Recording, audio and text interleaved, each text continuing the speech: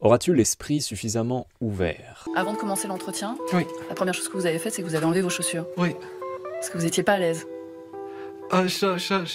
J'ai pour habitude d'enlever mes chaussures, à vrai dire. C'est plus confortable, peut-être. Si vous les aviez pas enlevées, ça vous aurait posé problème? Non, j'aurais surmonté l'épreuve, si j'ose dire, mais cela m'aurait coûté un tout petit peu de crédit énergétique. Je t'invite ici à un voyage qui va t'apporter de la fraîcheur, à un voyage où notre maîtresse ou notre guide sera la rencontre. Si dans une équipe de Ouais. 10 personnes, vous avez que des gens qui ont le même profil, tout le monde parviendra aux mêmes idées. Donc l'innovation sera nulle ou presque. Par contre, si dans votre équipe vous avez toutes sortes de gens, eh bien vous parviendrez à des résultats nouveaux. Joseph Chovanec, c'est un écrivain, un philosophe, un voyageur, et il est également autiste, et il donne dans ce qu'il appelle affectueusement la singerie sociale pour militer en faveur de la dignité des personnes autistes. Comment ça va? C'est très difficile de répondre à cette question en répondant honnêtement. Comment deviner le sens profond de la question? Pourquoi les gens y répondent d'une façon tellement stéréotypée? C'est pas évident. Soyons honnêtes, une personnalité comme celle de Joseph Chovanec, de prime abord, ça peut dérouter. Mais tu sais, ça fait partie de ces personnalités, de ces rencontres où ça vaut le coup d'être curieux, ça vaut le coup de rester, ça vaut le coup de partager. Non seulement déjà pour servir notre humanité, mais aussi parce que ça va nourrir ta créativité.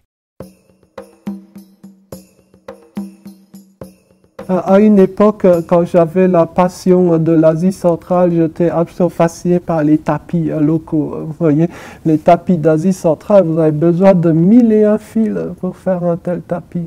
Parfois même des fils qu'on n'aurait pas jugé dignes de figurer dans un beau tapis. Ben oui, mais si on n'avait qu'un seul type de fil, jamais vous ne ferez un beau tapis. Ah oui, ça demande du temps. Un beau tapis oriental, ça ne se fait pas en 30 secondes et ça ne se fait pas à la machine.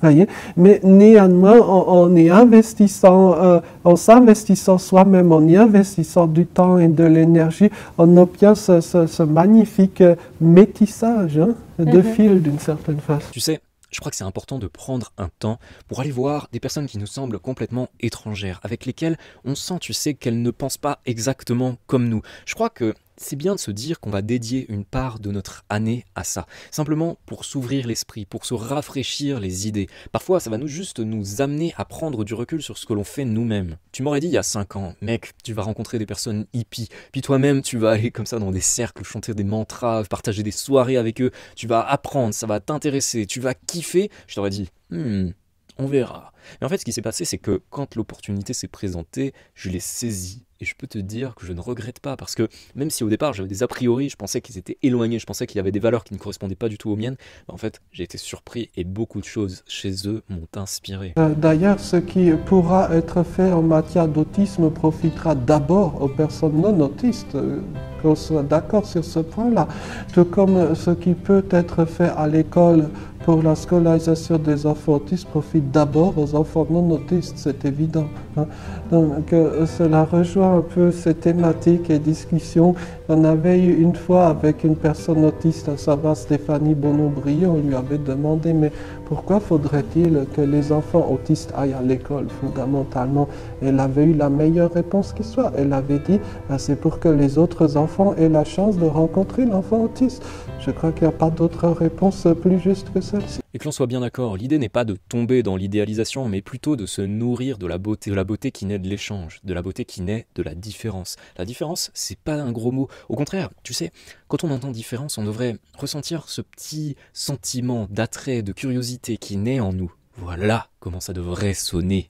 Vous parlez le français, le tchèque, l'anglais, l'allemand, le persan et l'hébreu couramment. Oh non, mais ce sont peu importe les listes à ce que je veux dire. L'amharique, l'arabe, l'araméen, le chinois, l'azéri, le sanskrit.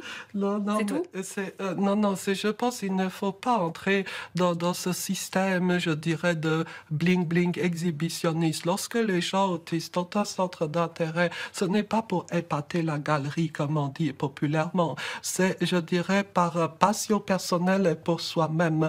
Ici, on a une base de ce que devrait être un créateur, une créatrice inarrêtable. Et vous pensez que vous seriez capable de vous adapter au rythme de l'entreprise, justement au cirque social, comme vous l'appelez? Non, mais pourquoi, au fond, est-il ou serait-il nécessaire d'endurer un cirque social pour faire un travail correct? Pourquoi diantre faudrait-il fréquenter la machine à café avec tout le monde? Pourquoi faudrait-il aller à des soirées entre collègues? Il suffit que la direction de l'entreprise le comprenne, c'est pourtant relativement simple. Tu ressens ce petit goût impersonnel quand il parle de machine à café, quand il parle de soirée entre collègues? Oui, alors si c'est le cas, il serait peut-être temps de réagir. Disons n'importe quel effort, parce que même le moindre petit effort est un signe de bonne volonté, c'est ça le plus important. Donc que l'on ensuite réussisse ou pas tout à fait, ou que l'on fasse, je dirais, beaucoup de chemin ou qu'on soit encore en chemin, à la rigueur c'est secondaire. Le fait qu'il y ait une bonne volonté d'aller vers l'autre, c'est déjà absolument fondamental. Quand Joseph Chovanec dit ça, j'ai des images de Rabelais, car aller vers l'autre peut être aller aussi vers d'autres styles. Tu sais, des styles pour par exemple nourrir ta pratique artistique. Si t'aimes Rabelais, eh bien je t'invite à explorer ça, à tenir le choc, tu sais, des premières pages de ce vieux français au début, où beaucoup de lignes ne font pas forcément sens, où on se demande un peu ce qui se passe, mais où à la fin, tout finit par se tisser, créer une nouvelle ambiance, une ambiance dans laquelle finalement tu te rends compte que la langue est complètement retriturée, retravaillée. Alors si tu tiens pendant plusieurs pages, il y a de nouvelles connexions qui vont se créer, et toi-même, ça va t'ouvrir de nouveaux champs d'exploration de cette langue, de comment la travailler, de comment la servir. Somme, ça va réattiser ton français. Et l'autre jour, j'achète le bouquin, alors on le voit pas là, c'est complètement exposé, mais c'est Rabelais, les œuvres complètes s'il vous plaît mesdames, messieurs. Et qu'est-ce que je trouve à l'intérieur? Voilà, c'est donc ça la littérature. Bravo. Et ça encore. Et ça encore. Et même, à un endroit où il y en avait le plus, des pages arrachées. Qu'est-ce que je dois penser, hein, vous me direz? Voilà. On a besoin de ça pour lire Rabelais? Non. Je te confirme que non. Peut-être que ça ouvre des portes, mais franchement, je pense que l'on peut s'en passer. D'ailleurs, ce truc-là, ça se fume même pas. Et en plus, ça a pris le goût du bouquin, littéralement, tu vois, ça sent les pages. Donc je sais pas comment... Je me demande depuis combien de temps c'est là. Une relique. Les années 80. Je ne sais pas. De tout temps ou presque, c'est le milieu de l'art, le milieu de la création au sens large, qui fut le refuge ou le lieu propre des personnes bizarres, des personnes différentes. Ouais. Il y a mille et une façons d'être bizarre, hein, rassurons-nous. Hein, voilà. Mais je pense que peut-être, contrairement à certaines activités extrêmement normées, économiquement normatives par exemple, eh bien le milieu de la création peut, dans une certaine mesure du moins, représenter un échappatoire pour un certain type de profil humain. Cultiver sa bizarrerie, comme le dit Roman Fressinet, être à la recherche du bel objet, que ce soit ça qui t'anime, aller plus loin dans l'exploration, plus loin dans la construction de cet objet qui te fait vibrer, aller au-delà de ce qu'avaient fait tes pères, explorer ce qu'ils n'avaient peut-être pas exploré. Je suis un artisan, je suis comme un boulanger, moi je fais du pain, mon pain c'est les blagues, j'essaie de faire le pain de la meilleure qualité. Je veux que les gens ils se disent « Ah, j'ai mangé du pain, il était délicieux ». Voilà ce qui devrait t'animer en tant que créateur, en tant que créatrice inarrêtable. Et ceci pour éviter ce genre de travers. Il y a évidemment, nous en connaissons beaucoup d'exemples, certains grands artistes qui avaient leur spécificité, mais qui d'une certaine façon n'étaient pas suffisamment bizarres pour résister aux attraits et au charme du monde. Je pense à ces nombreux artistes qui ont eu une très très belle production, mais qui un jour ont été comblés d'honneur et qui ont été tellement valorisés sur le plan social que leur créativité a, pour ainsi dire, disparu. Créativité disparue, où l'on ne s'appelle plus artiste, où l'on ne s'appelle plus artisan, où l'on donne dans le show business, où notre priorité est de préserver notre image, de préserver notre visibilité, de vendre toujours plus. Pourquoi? Pour devenir une Henken, ne plus avoir vraiment de goût, ni d'âme, mais par contre que l'on peut vendre au plus grand nombre. Chérir notre capacité à créer. Voilà ce qui va faire la différence entre les créateurs, créatrices inarrêtables et les Henken. Le fait d'avoir un profil autistique lui permet donc d'avoir une créativité qui suit son propre cheminement et qui n'est pas une transposition de ce que d'autres artistes peuvent réaliser. Et évidemment, d'autre part, cette créativité-là n'est pas liée à un horizon financier.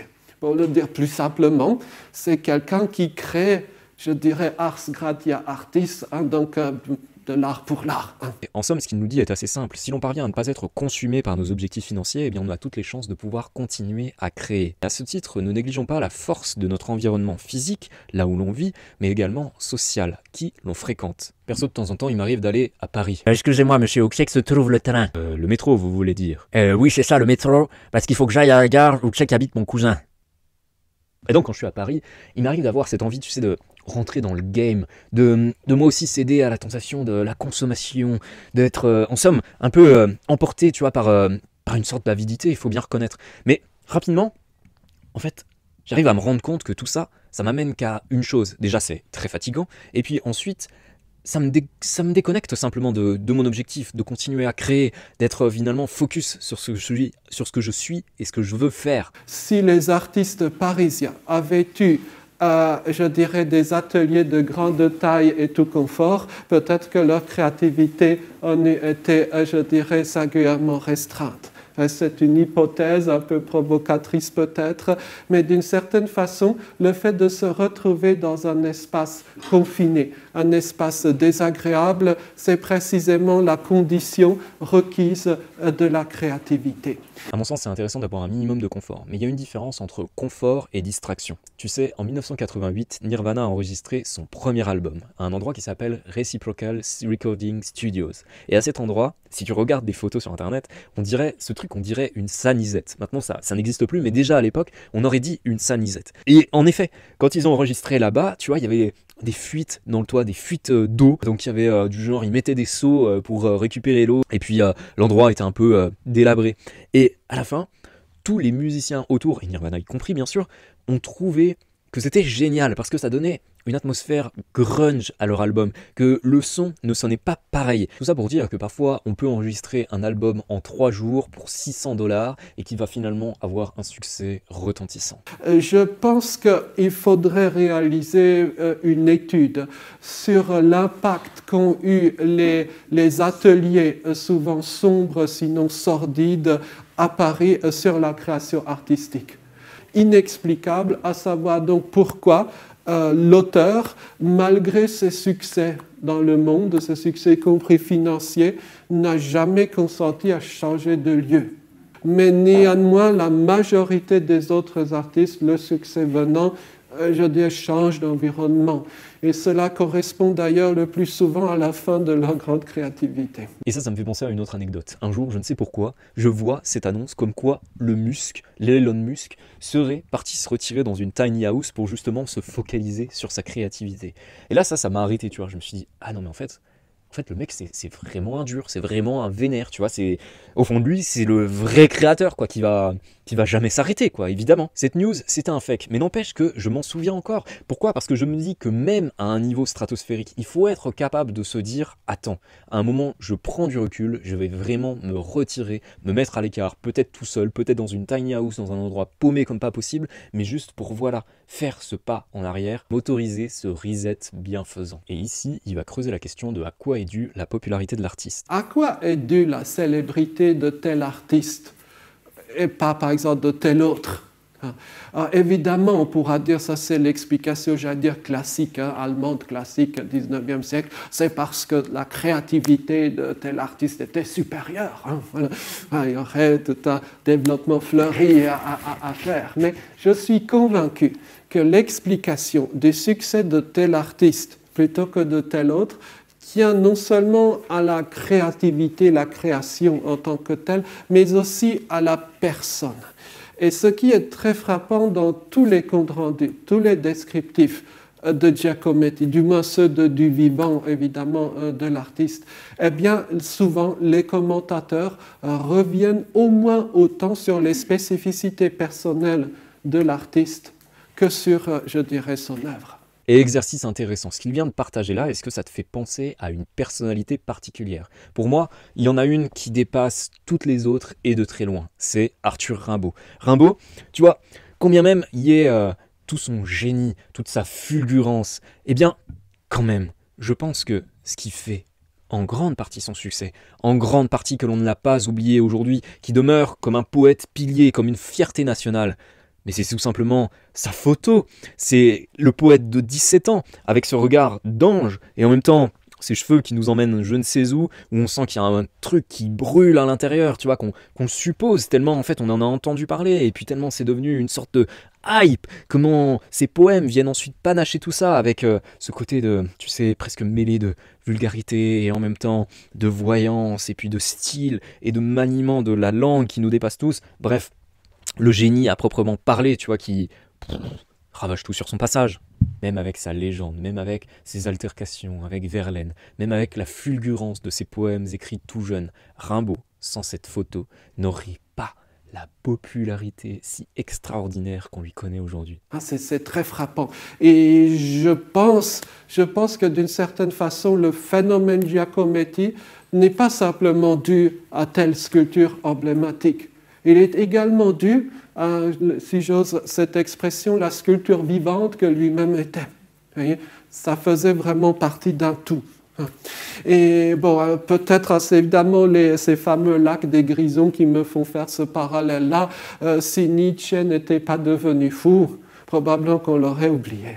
Voilà. Et j'ajouterais à ça la capacité à être vu. Parce que t'as beau être le plus fantastique du monde, aujourd'hui c'est très peu probable que quand bien même tes productions soient les plus délicieuses, les plus avant-gardistes, qu'il y ait quelqu'un qui vienne frapper à ta porte en disant « Ah non mais attendez, vous méritez absolument d'être publié, vous êtes tellement extraordinaire ». Non, malheureusement ça n'arrive pas. D'ailleurs, ça n'est peut-être jamais arrivé. C'est une légende avec laquelle il est important de prendre de la distance. Ce qu'il faut savoir faire aujourd'hui, c'est montrer ce que l'on fabrique, montrer ce que l'on crée. C'est comme ça qu'on le fait connaître. C'est comme ça que petit à petit, justement, on gagne en amplitude, on gagne en liberté pour vivre de ses créations. C'est comme dit Céline dans une interview, et qui date des années 50, maintenant on est dans l'ère de la publicité. Au départ, je comprenais pas exactement ce que ça voulait dire, mais maintenant, c'est très clair. En fait, on est dans cette ère où si tu veux vendre ton produit, il faut être vu. C'est en quelque sorte le nerf de la guerre. Bien sûr, il faut être focus sur ce que l'on fait, mais il faut penser aussi à communiquer. Sinon, ton produit, c'est simple, il sera jamais connu, tu seras jamais lu, tu seras jamais non plus vendu. Donc, en tout cas, ton potentiel d'échange avec d'autres personnes, ou alors même ton potentiel à générer des revenus, bah forcément, il va être beaucoup plus bas si tu restes dans ton coin. Là, il va nous parler de Marie Kondo. Les parents de Marie Kondo faisaient des pressions sur elle pour qu'elle abandonne son centre d'intérêt, le rangement, et devienne, que sais-je, avocate ou que sais-je. Et elle a résisté à ces pressions-là. Les années ont passé. Alors évidemment, elle a pu suivre son étoile, elle a pu accomplir sa passion, mais même sur le plan bêtement économique, elle est plus riche qu'un patron de banque et plus célèbre qu'un patron de banque. Voyez, même sur ce plan bêtement financier, quoi, suivre son étoile, c'est beaucoup plus constructif que de suivre je ne sais quel projet de vie élaboré par quelqu'un d'autre, même avec les meilleures intentions du monde. Au passage, deuxième conseil de lecture, on passe de Rabelais à Marie Kondo, mais j'assume complètement, je te recommande, si c'est pas déjà fait, de lire La magie du rangement de Marie Kondo. Pour moi, ça a été une sorte de... ouais, vraiment de livre qui a eu un impact énorme sur ma vie. Parce que j'ai constaté quand même à quel point il y avait déjà des manières de ranger, et comment ceci, ça t'apportait cette fraîcheur dans ton environnement, ça t'apportait cette beauté à regarder, ce plaisir, tu vois, d'être dans un endroit où tu te sens serein, où les choses sont claires et ordonnées. Et mon Dieu, cette sérénité qui en découle, je t'invite à le vivre. Au moins que tu puisses le dire, oui, ça vaut le coup ou non de faire ce petit effort de pliage et de rangement. Enfin, la dernière phrase du préambule de la Constitution suisse. Et dans sa version française, elle s'énonce comme suit: la force de la communauté se mesure au bien-être du plus faible de ses membres. J'ai un secret.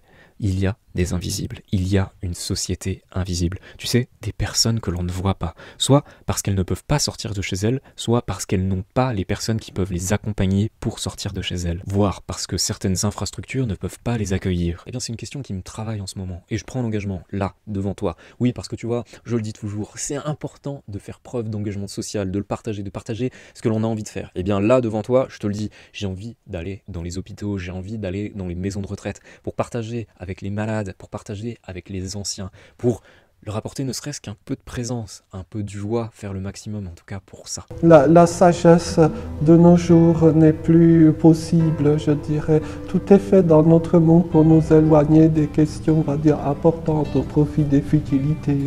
Il y a des mécanismes extrêmement puissants pour cela. Là, je suis d'accord avec ce qu'il dit. Il y a des choses qui sont mises en place pour nous détourner du fondamental, pour nous détourner de ce qui est important. Mais dans l'affaire, je retiens une chose, c'est que la souveraineté, le pouvoir, il nous appartient à nous aussi de nous refocaliser justement sur ce qui est important, de demander à ce que l'on soit focalisé à un niveau sociétal, à un niveau global sur ce qui est vraiment important. Je viens de terminer ce bouquin, Les Finlandais sont des gens heureux. Et dans ce bouquin, c'était un petit souffle d'air frais que de voir qu'ils ont à cœur dans l'éducation de, tu sais, créer avec les enfants une capacité à déjà se lier entre eux, à exprimer leurs émotions, à exprimer ce qu'ils traversent, à explorer ce qui se passe dans leur environnement, à commencer par faire des longues balades dans la nature, à prendre du temps à l'errance. Et j'ai trouvé ça génial en fait, une société qui s'organise en ce sens-là, qui croit vraiment en ses enfants. Je suis pas en train de dire qu'en France, on n'y croit pas, mais tu vois, quelque part, on pourrait se dire qu'on pourrait aller plus loin aussi, plus loin dans notre invitation à nous exprimer davantage, à explorer davantage ce qui se passe à l'intérieur de nous, nos sensations, nos émotions, à être capable de le partager aux autres, à être capable aussi de s'ouvrir comme le dit Joseph Chovanec, à cette rencontre de parfois l'inconnu, de ce que peut être un enfant autiste, de ce que peut être vraiment la différence. Ce serait tellement nourrissant. Je pense qu'on fait des petits pas dans cette direction. Mais il nous appartient aussi à nous de le réclamer, d'être d'accord pour ça, de l'encourager. Non, il ne faut pas faire de monuments. Je pense par exemple aux cultures qui n'ont jamais fait de monuments, comme la culture indienne ancienne. C'était Sioran qui disait que le peuple tzigane ou gitan était le plus noble de la terre parce qu'il n'a jamais rien voulu fonder. Je pense que c'est une remarque excellente. Et on renforce ce passage avec une petite citation de Freddie Mercury. Songs are like buying a new dress or a new shirt. I mean, it's just you wear it and then you discard it. I mean, people always write new songs. I think, okay, a certain few classics would always remain, but as far as I'm concerned, I like to sort of look upon it as writing new material, you know. What I've written in the past is finished and done with. Et plutôt que de chercher à durer, si tu cherchais à créer, si là tu décidais par exemple de prendre l'engagement de toutes les semaines partager une vidéo sur YouTube, une vidéo de ce qui te tient à cœur, une vidéo où tu présentes par exemple ton processus créatif, où en parallèle tu vas te former et où vidéo après vidéo tu vas t'améliorer. Dis-moi, où est-ce que tu seras dans un an ? La capacité à faire silence peut-être. Et citons là le poète Rumi, le silence est le langage de Dieu, tout le reste n'est qu'une mauvaise traduction. Et de nos jours, on ne connaît plus de poèmes, on ne connaît plus, c'est fini. Il y a encore quelques décennies, les gens pouvaient réciter de nombreux poèmes par cœur, maintenant c'est terminé. C'est bien dommage, reprends le temps d'en apprendre par cœur. Tu t'intéresses à l'écriture, tu souhaites simplement partager un mot, une idée, apprendre comme ça des poèmes, jouer avec la façon dont tu vas les déclamer, le style, la forme. D'après les rumeurs, tu m'as eu dans ton lit. Oh, Dja, y a pas moyen, Dja. Sans blaguer, apprendre un poème, ça peut devenir un compagnon, ça peut devenir ton échauffement, que de te le réciter par exemple avant une séance d'écriture. Et comme le dit cette bonne phrase qui t'invite à passer à l'action, fait est mieux que parfait. Si c'était le moment d'agir, est-ce que toi par exemple, tu te sens prête à engager les premiers pas pour devenir un créateur, pour devenir une créatrice inarrêtable? Si c'est le cas, j'ai quelque chose qui devrait t'intéresser. En ce moment, je partage une masterclass où le sujet, c'est comment bâtir une audience sur YouTube. Si ça t'intéresse, tu vas chercher dans la description, là où il y a le lien vers ma newsletter, tu renseignes ton email et dans la foulée, je t'envoie le lien vers la vidéo. Ciao.